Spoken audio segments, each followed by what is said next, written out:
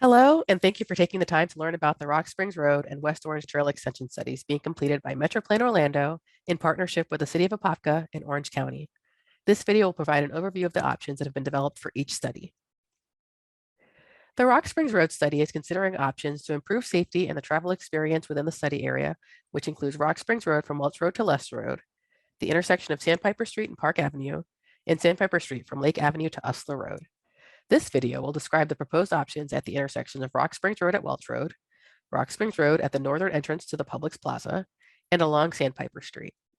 The West Orange Trail Extension Study is evaluating options to extend the trail from its existing endpoint at the intersection of Rock Springs Road and Lester Road.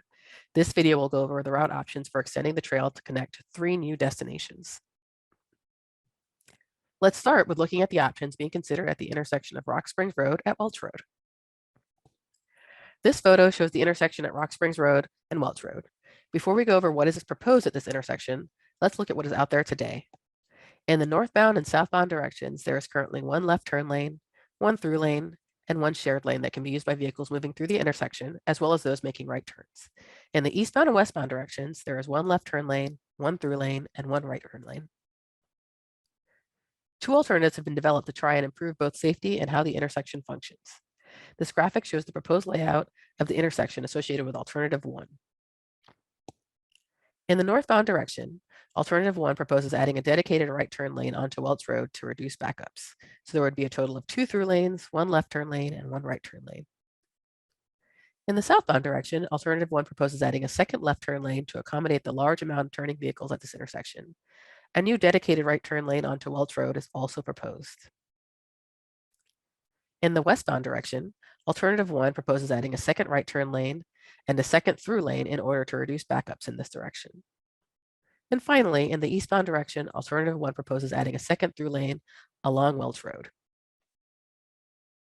Alternative 1 also proposes lengthening the left turn lanes in all directions to provide more room for turning cars as they wait at the lights so that they do not block the traffic traveling straight through the intersection. Raised traffic separators, shown in orange, are also proposed at each approach to improve safety. This graphic shows alternative 2 on the right. The proposed number of lanes in each direction for alternative 2 is very similar to what is proposed in alternative 1, with 2 exceptions. For alternative 2, dedicated right turn lanes are not included in the northbound and southbound directions. Under alternative 2, right turning vehicles in the northbound and southbound directions would share the rightmost lane in each direction with vehicles driving straight through the intersection, similar to the existing condition. What do you think about these alternatives? Which one do you think will best serve traffic needs today and into the future? Please weigh in on the survey and let us know which you prefer. Now let's look at the Rock Springs Road at Publix North entrance. This aerial shows the intersection of Rock Springs Road at the northern entrance into the Publix Plaza. Let's go over what is out there today. In the northbound and southbound directions, there are currently 2 through lanes as well as a center left turn lane. In the northbound direction, the rightmost through lane also serves vehicles turning right into the Publix Plaza. In the westbound direction, there's a single shared lane for left turning and right turning vehicles. And the parcels on the west side of Rock Springs Road at this intersection are currently not developed, and there is no roadway in place on the eastbound approach. This intersection does not currently have a signal. 2 alternatives have been developed at this intersection. This graphic shows the proposed layout associated with alternative 1. In the northbound direction, a new dedicated right turn lane is proposed into the Publix Plaza in order to reduce backups. In the southbound direction, 2 through lanes and 1 left turn lane are proposed. And in the westbound direction, alternative 1 proposes adding another turn lane so that there are separate left and right turn lanes. A raised traffic separator, shown in orange, is proposed along the southbound leg, and a raised grass median is proposed along the northbound leg to improve safety. A new signal is also proposed at this intersection. This graphic shows alternative 2 on the right. The proposed layout for alternative 2 is very similar to alternative 1 with 1 exception. The separate right turn lane into the Publix Plaza alongside the McDonald's that is proposed as part of alternative 1 is not present in alternative 2. What do you think about these alternatives? Please weigh in on the survey and let us know which one you prefer.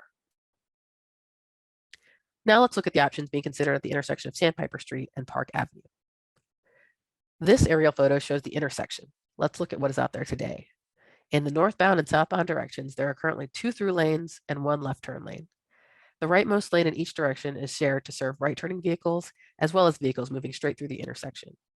In the eastbound and westbound direction, there's a single shared lane for left turning, through, and right turning vehicles. As shown in this photo, the two sides of Sandpiper Street on either side of Park Avenue do not currently line up. This graphic shows the proposed intersection layout at the Sandpiper Street at Park Avenue intersection. 3 significant updates are proposed at this intersection. First, a realignment of Sandpiper Street is proposed on the east side of Park Avenue so that the two sides of Sandpiper Street meet up at Park Avenue. Second, a new traffic signal is proposed at the intersection. And third, on the westbound leg, an additional lane is proposed such that one lane would serve both left turning and through traffic, and the other would serve vehicles turning right onto Park Avenue. The number of lanes on the other legs of this intersection are proposed to stay the same as what is out there today. Additionally, new sidewalks are proposed along the north side of Sandpiper Street, west of Park Avenue to Lake Avenue, and along the south side of Sandpiper Street, east of Park Avenue to Usler Road. This change would increase sidewalk connectivity to the West Orange Trail. What do you think about these proposed options? Please weigh in on the survey. We will now review the route alternatives for the West Orange Trail Extension Study. The study is evaluating a connection from the trail's existing endpoint at Rock Springs Road and Lester Road to the Wekiwa Springs State Park entrance. The study will also evaluate options for connecting the trail to Wolf Lake Elementary and Middle Schools and the City of Apopka's Northwest Recreation Complex, as well as a connection to the proposed Wekiwa Trail. This graphic shows an overview of the route options for extending the trail from Rock Springs Road to the entrance for Wekiwa Springs State Park along Wekiwa Springs Road. 2 route options are proposed for the trail near the intersection of Welch Road and Wekiwa Springs Road. Option A proposes a route that runs along Welch Road to the western edge of the Sweetwater Park Village neighborhood, west of the intersection at Welch Road and Wekiwa Springs Road. From there, the proposed route follows the Wekiwa Springs State Park boundary along the back side of the neighborhood, and then remains adjacent to Wekiwa Springs Road until the park entrance. This proposed route would provide more time adjacent to forested areas, would have fewer driveway crossings, and would avoid conflicts with vehicles using the Circle K gas station. Option B proposes a route that remains along Welch Road and then turns and stays along Wekiwa Springs Road to connect to the park entrance. This route would have more driveway conflicts, but minimize potential impacts to the park. This graphic shows an overview of the route options for the West Orange Trail extension to provide trail access from Rock Springs Road to Wolf Lake Elementary and Middle Schools and the City of Apopka's Northwest Recreation Complex off of Ponkin Road. 2 route options are proposed. Option A proposes a route that runs along Ponkin Road from Rock Springs Road to the driveways for the 2 schools and recreation complex. This alternative will require trail users to cross roadways 2 times to remain on the trail, once at the intersection of Rock Springs Road and Ponkin Road, and once at the intersection of Ponkin Road and Vic Road, where the trail will move from the south side of the road to the north side. Option B proposes a route that uses the existing bike trail on Lester Road, then heads north on Vic Road, and then west along Ponkin Road to the driveways for the 2 schools and recreation complex. This alternative will require trail users to cross roadways 3 times to remain on the trail.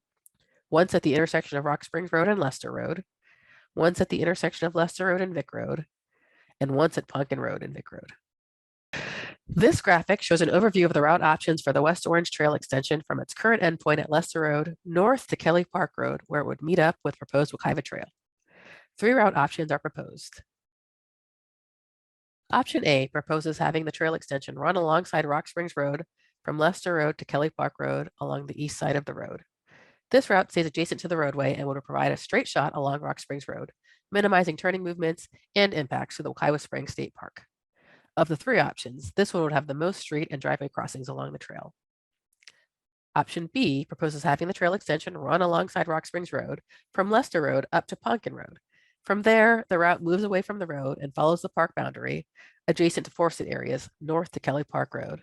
Of the 3 options, this one would have a moderate number of street and driveway crossings along the trail.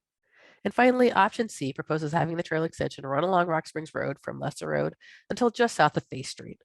From there, the route moves away from the road and follows the park boundary north to Kelly Park Road. Of the 3 options, this one would have the fewest number of street and driveway crossings along the trail. What do you think about these trail alternatives? Which ones do you think will best serve the needs of trail users today and into the future? Please weigh in on the survey and let us know which you prefer.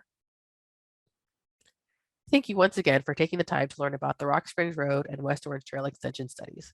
We hope this video has been helpful and encourage you to share your input on these proposed options by filling out the Project Alternative Study available on the project website at www.metroplanorlando.org/rocksprings through February 28th, 2022. After that date, you can still provide comments using the online comment tool on the project website.